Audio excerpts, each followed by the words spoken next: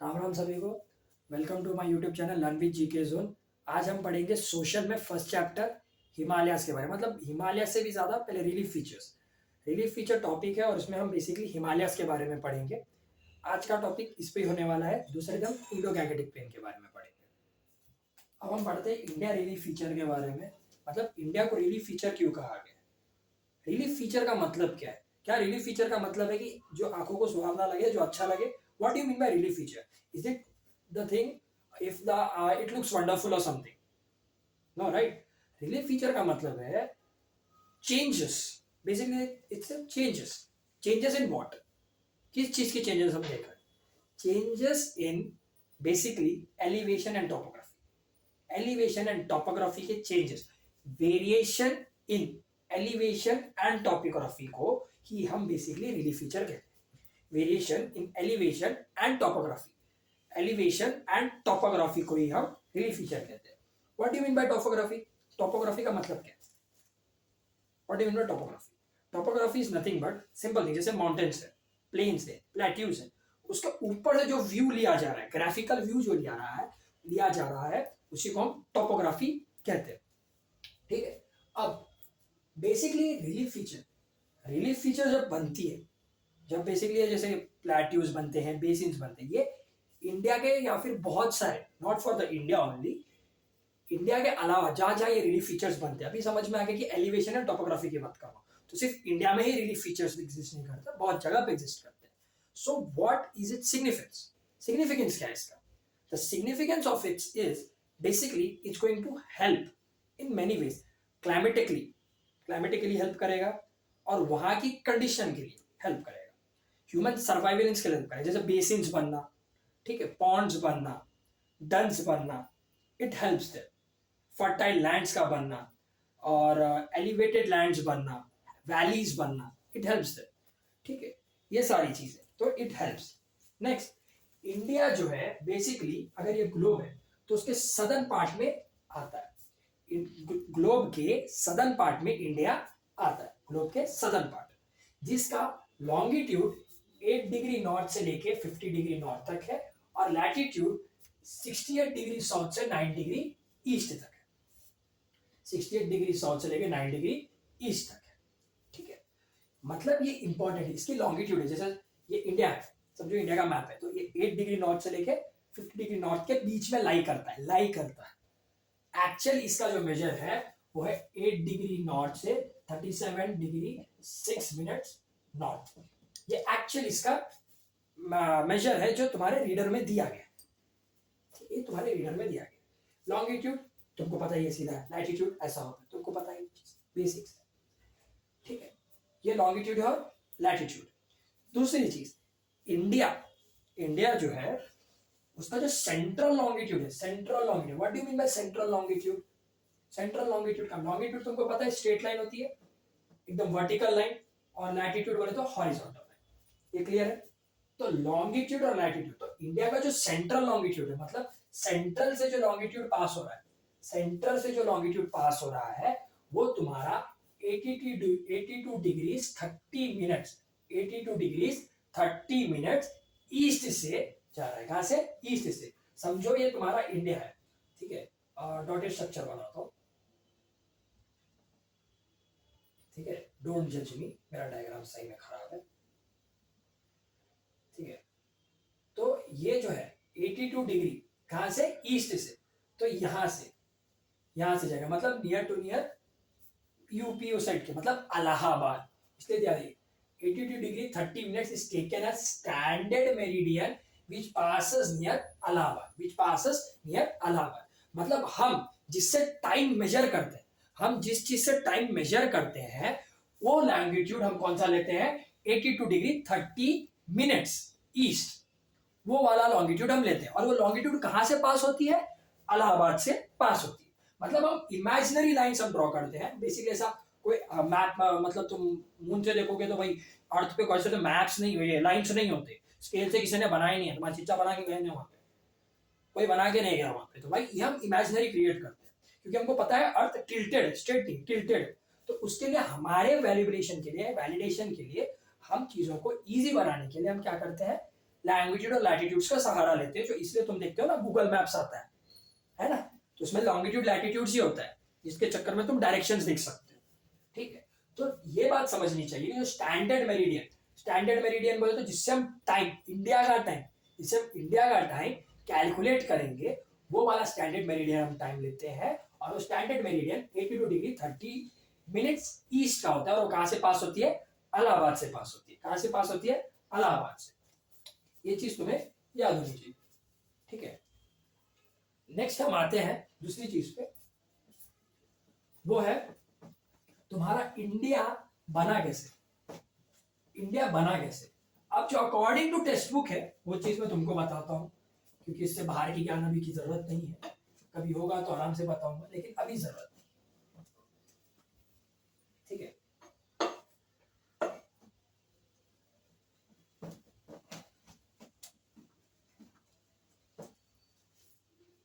जैसे पहले क्या होता था, इंडिया जो बेसिकली एक गोंडवाना लैंड का हिस्सा था। गोंडवाना लैंड है बेटा, कोई और लैंड नहीं है जो तुम सोच रहे हो। गोंडवाना लैंड, ठीक है, गोंडवाना लैंड का एक हिस्सा था इंडियन लैंड। हुआ क्या, due to some climatic change and other thing, इसका जो छोटा सा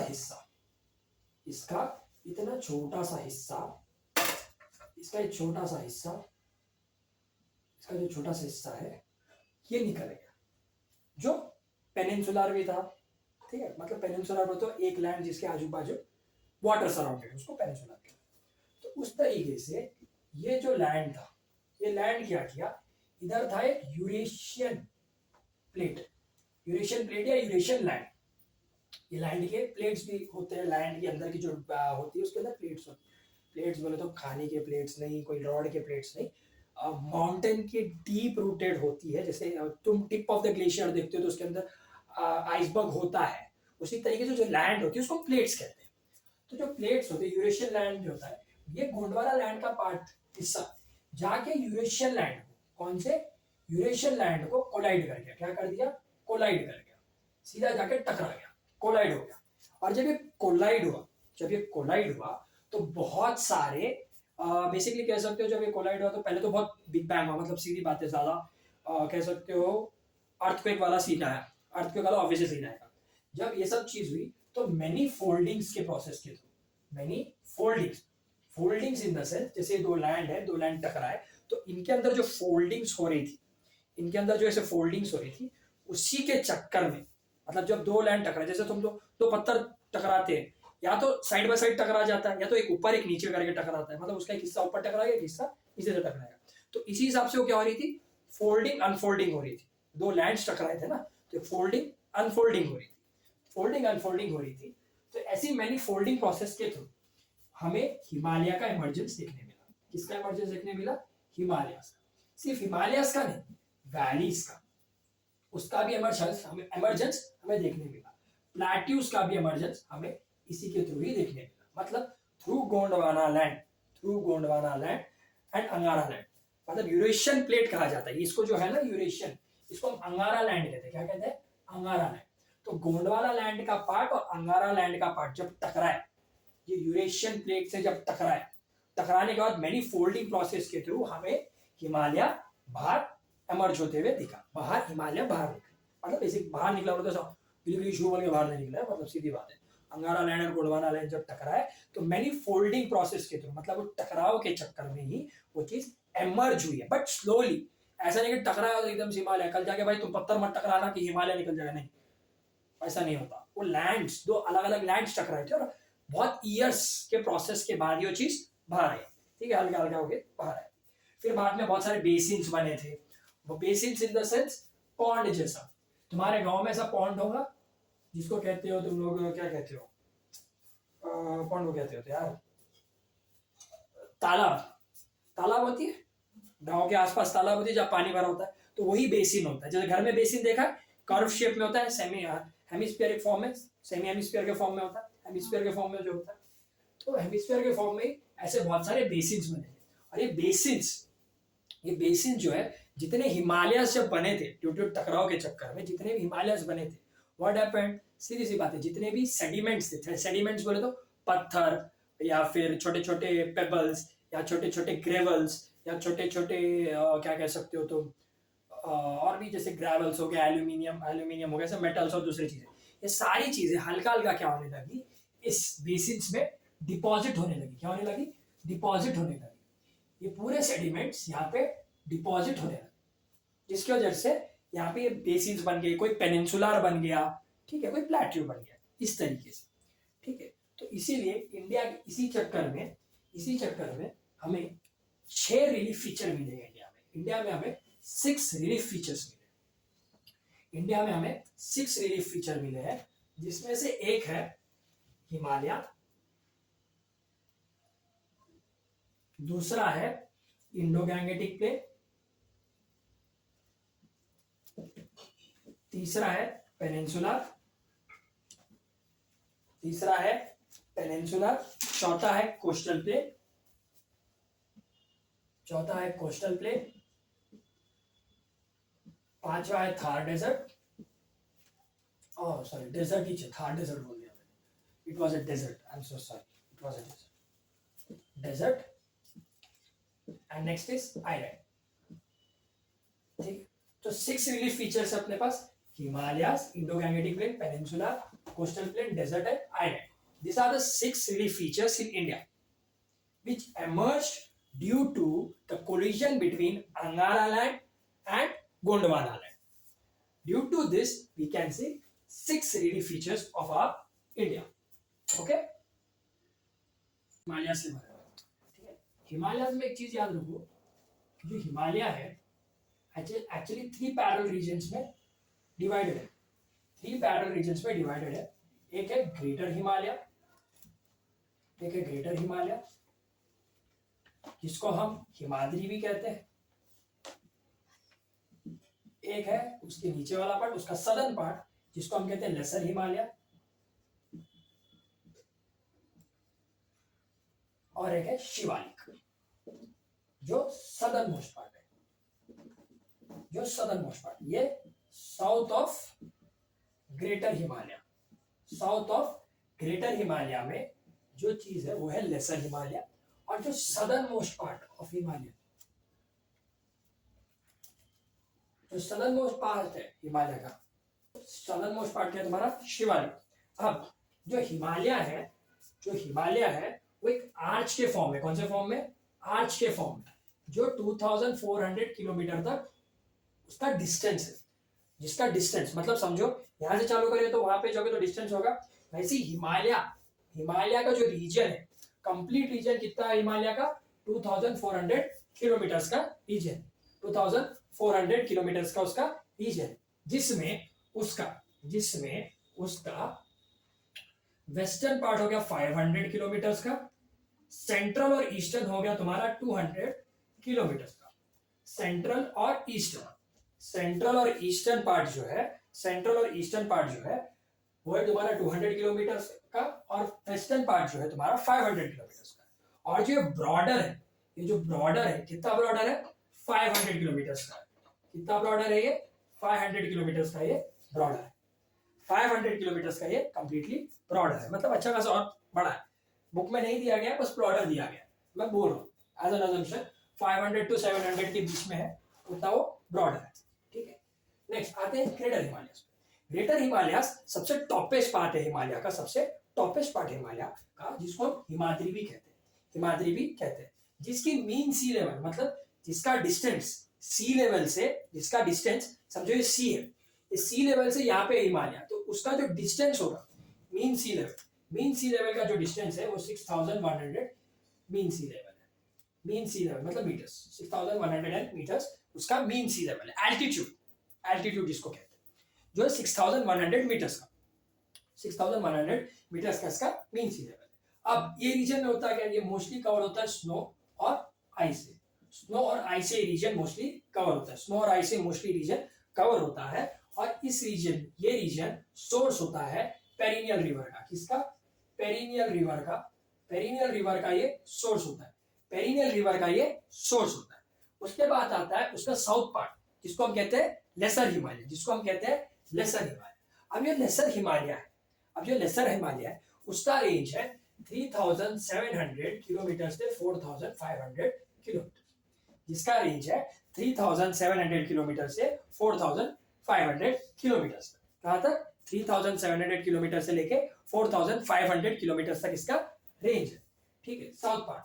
ये किसका साउथ पार्ट है? ग्रेटर हिमालय का साउथ पार्ट है, जिसमें उसका रेंज क्या है? 3700 से 4500 किलोमीटर तक। जो बेसिकली क्या इंक्लूड करेगा? जो क्या इंक्लूड करेगा? आप देखो, ये काय का रेंज है बोले तो ये हाइट का रेंज है। कौन सा रेंज है? ये हाइट का रेंज। कौन सा रेंज है? हाइट का रेंज। इसमें क्या क्या इंक्लूड होगा? इसमें इंक्लूड होगा तुम्हारा पीर पंजाल और महाभारत। महाभारत बोले तो तुम जो टीवी में देखे वो वाला महाभारत नहीं, महाभारत एक रीजन है, पर पंजाल और महाभारत एक रीजन वैली है कंप्लीट, तो वो इंक्लूड होगा इसमें। अब ये बेसिकली हिल स्टेशंस के लिए जाना जाता है। किसके लिए? हिल स्टेशंस के लिए जाना जाता है। फॉर एन एग्जांपल इसमें क्या क्या हिल स्टेशंस है तुम्हारे? जम्मू आ गया, जम्मू सब आ जाते हैं, जम्मू आ जाएगा। और क्या आ जाएगा? जितने भी हिमाचल प्रदेश के हिल स्टेशन है, जैसे मसूरी, नैनीताल, रानीकत, ये सारे इसके अंदर आ जाएंगे। मसूरी, नैनीताल और रानीकत, ये सारे हिल स्टेशन के प्लेस है जो जैसा हिमालय में आता है। सदर्न मोस्ट पार्ट क्या है तुम्हारा? शिवालिक। क्या है? शिवालिक। अब जो शिवालिक है उसकी एल्टीट्यूड कितनी है? इसकी एल्टीट्यूड है 900 से 1100 मीटर्स तक। इसकी एल्टीट्यूड है 900 से 1100 मीटर्स तक। इसकी एल्टीट्यूड 900 से 1100 मीटर्स तक। इसमें क्या क्या इंक्लूड होगा तुम्हारा? जम्मू हिल्स, वो सारे इंक्लूड हो जाएगा। जम्मू हिल्स इंक्लूड हो जाएगा। और सबसे इंपॉर्टेंट चीज, जितने भी अरुणाचल प्रदेश में वैलीज होती है या फिर माउंटेन्स होते हैं, हिल स्टेशन होते हैं, सारे शिवालिक के अंदर आ जाते हैं। फॉर एन एग्जाम्पल अगर मैं कहूं तो इसमें तुम्हारा आ जाएगा बेसिकली क्या कह सकते हैं, मिश्मी हिल एक आ जाता है तुम्हारा। मिश्मी हिल जो अरुणाचल प्रदेश में है। और चैचो के क्या नाम है यार, मेरे को याद नहीं है। कैशर जो तुम्हारा बेसिकली आसाम में, तो अरुणाचल प्रदेश वाले और बाकी सारी चीज इसके अंदर आ जाते हैं शिवालिक। इसके पास क्या मिलता है? जैसे इसमें मिला तुमको पेरिनियल रिवर का सोर्स मिला, यहाँ पे तुम्हें हिल स्टेशंस मिले, यहाँ पे तुम्हें माउंटेन्स मिले। और इसका क्या इंपॉर्टेंट, इसमें तुम्हें मिलेगा थिक ग्रेवल और एल्यूमिनियम। थिक ग्रेवल और एल्यूमिनियम जो किस चीज के लिए इंपॉर्टेंट रहेगा? लैंड को फर्टाइल बनाने के लिए, मतलब जमीन को उपजाऊ बनाने के लिए इंपॉर्टेंट रहेगा। वो चीज तुम्हें यहाँ पे मिलेगी। यहाँ पे शिवालिक में तुम्हें बहुत सारे क्या मिलते हैं? जैसे वैलीज है, ऐसे होते हैं वैलीज, राइट? तो वैलीज के बीच में जो गैप दिख रहे हो ना, उसी चीज को डन कहते हैं। क्या कहते हैं? डन। मतलब समझो, ऐसा मत समझो दो शिवालिक आगे बीच में आ गए तो डन नहीं। बड़े बड़े होते, जैसे समझो देहरादून, इधर तुम्हारा आ गया लेसर हिमालय और इधर शिवालिक, दोनों के बीच में आ रहा है, तो वैलीज के बीच में आ रहा है, तो वो डन हो गया। तो देहरादून, पतलीदून, ठीक है, ये सारी चीजें डंस, उसको डंस कहते हैं। मतलब दो वैली के बीच में जो प्लेस आती है, जो एरिया आती है, उस चीज को हम क्या कहते हैं? डंस। क्या कहते हैं? डंस। दो वैली के बीच में जो प्लेस है, उसको क्या कहते हैं? डन कहते हैं। क्या कहते हैं? डन। एग्जाम्पल क्या क्या है इसमें? देहरादून, पुतलीदून, ये सारी चीजें इसके एग्जाम्पल्स। देहरादून एंड पुतलीदून इसके एग्जाम्पल्स है। और कोटलीदून भी है, KOTLI, कोटलीदून, ये भी है कोटलीदून, ये भी इसका एक एग्जाम्पल। ठीक है। अब होता क्या है, जैसे ईस्टर्न पार्ट, इंडिया का जो ईस्टर्न पार्ट है, जैसे ये है, तुम समझो मैं इंडिया हूँ, ये ईस्टर्न पार्ट है। तो ईस्टर्न पार्ट पे क्या है? ब्रह्मपुत्र वैली। ईस्टर्न पार्ट पे क्या है? ब्रह्मपुत्र वैली।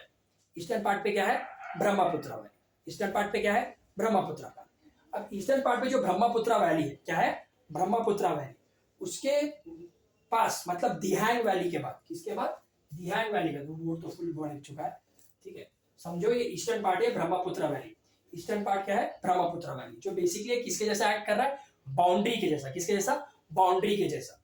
जैसे जो इंडिया है, इंडिया की साइड में क्या आसाम है, मणिपुर है, म्यांमार है, भूटान है, राइट। तो जो ईस्टर्न पार्ट है, जो ईस्टर्न पार्ट है, ये वाला ईस्टर्न पार्ट क्या, ब्रह्मपुत्र वैली। कौन सा है, ब्रह्मपुत्र वैली। और ये ब्रह्मपुत्र वैली क्या करेगा, एक बाउंड्री के जैसा एक्ट करेगा। किसके जैसा, बाउंड्री के जैसा एक्ट करेगा। इसी ब्रह्मपुत्र वैली में अरुणाचल प्रदेश के बाद एक आती है वैली, दिहांग वैली। कौन सी वैली, दिहांग वैली। कौन सी वैली, दिहांग वैली। ये जो दिहांग वैली है, इस दिहांग वैली के बाद, इस दिहांग वैली के बाद, इस दिहांग वैली के बाद इंडिया में एक हेयरपिन बेंड लाइक स्ट्रक्चर। तो ये बेंड देखते हो, ऐसा इंडिया के मैप में एक बेंड लाइक स्ट्रक्चर होता है। इंडिया के बुक में देखना, इंडिया के मैप में ऐसे एक हेयरपिन बेंड लाइक स्ट्रक्चर दिखेगा तुम्हें। कहाँ दिखेगा बोले तो म्यांमार के पास दिखेगा। म्यांमार के पास तुम्हें बॉर्डर दिखेगा, म्यांमार के पास तुम्हें दिखेगा एक हेयरपिन बेंड लाइक स्ट्रक्चर। इसी हेयरपिन बेंड लाइक स्ट्रक्चर को हम क्या कहते हैं, पूर्वांचल। क्या कहते हैं, पूर्वांचल। मतलब इसमें बहुत सारी म्यांमार आ जाएगा, आसाम आ जाएगा, और बहुत सारी डिफरेंट डिफरेंट स्टेट्स आ जाएंगे। तो इसी चीज को हम कहते हैं पूर्वांचल। मतलब दिहांग वैली के बाद वैली एक हेयरपिन के जैसा बेंड ले लेता है, एक हेयरपिन के जैसा बेंड ले लेता है, और उसी एरिया को हम क्या कहते हैं, पूर्वांचल कहते हैं। क्या कहते हैं, पूर्वांचल कहते हैं। इतनी चीज क्लियर है। अब हिमालय के इंपॉर्टेंस हो, अगर हिमालय नहीं होता, अगर हिमालय नहीं होता, पहली चीज जो नॉर्थ साइड से, जो इतने सारे नॉर्थ साइड से जैसे कोल्ड विंटर सीजन जब आते हैं, तो वहां की जो विंड है वो रोक नहीं पाती अगर हिमालयस नहीं होती। तो हिमालय है, इसीलिए सारी कोल्ड विंटर को अपनी तरफ पहले ले लेती है, उसके बाद फिल्टर के जैसा हमारी तरफ शिफ्ट होती है। तो हमारी तरफ वो पूरी विंड नहीं आती, तो हम वो विंड से बचे हुए होते हैं। दूसरा वो क्या है, सोर्स है। किस चीज का सोर्स है, पेरिनियल लीवर का सोर्स है, पेरिनियल लीवर का सोर्स है। तीसरी चीज वो क्या करेगा, तुम्हें मॉनसून्स प्रोवाइड करेगा, क्लाइमेटिक कंडीशंस प्रोवाइड करेगा। तो ये बहुत इंपॉर्टेंट पॉइंट है। चौथी और सबसे इंपॉर्टेंट चीज, थिक ग्रेवल और एल्यूमिनियम प्रोवाइड करना, जिसकी वजह से सॉइल फर्टाइल हो सकती है। तो अगर हिमालय नहीं होगा तो हमें बहुत सारी कॉन्सिक्वेंस देखना पड़ेगा। एक, क्लाइमेटिक चेंजेस में जाना पड़ेगा। दूसरा, मानसून एंड विंटर सीजन नहीं आएंगे। और तीसरी चीज, हमें ज्यादा कोल्ड झेलना पड़ेगा, और ना ही लैंड फर्टाइल होगी, और पेरिनियल सोर्स गायब हो जाएगा। तो इसीलिए हिमालय बहुत इंपॉर्टेंट है। क्यों, कोल्ड एंड विंटर सीजन से हमें बचाता है, मानसून क्लाइमेटिक कंडीशंस देता है, और दूसरे क्लाइमेटिक कंडीशंस देगा। पेरिनियल सोर्स ऑफ रिवर है, मतलब सोर्स ऑफ पेरिनियल रिवर्स, उनको सोर्स, अपना सोर्स है पेरिनियल रिवर्स। और एल्यूमिनियम और थिक ग्रेवल्स प्रोवाइड करना ताकि लैंड क्या हो सके, फर्टाइल बन सके। ठीक, इतना ही है। और हम इसके आगे पढ़ेंगे इंडो गैंगेटिक प्लेन के बारे में, नेक्स्ट लेक्चर में पढ़ेंगे। स्टे ट्यून्ड, लाइक करो, सब्सक्राइब करो।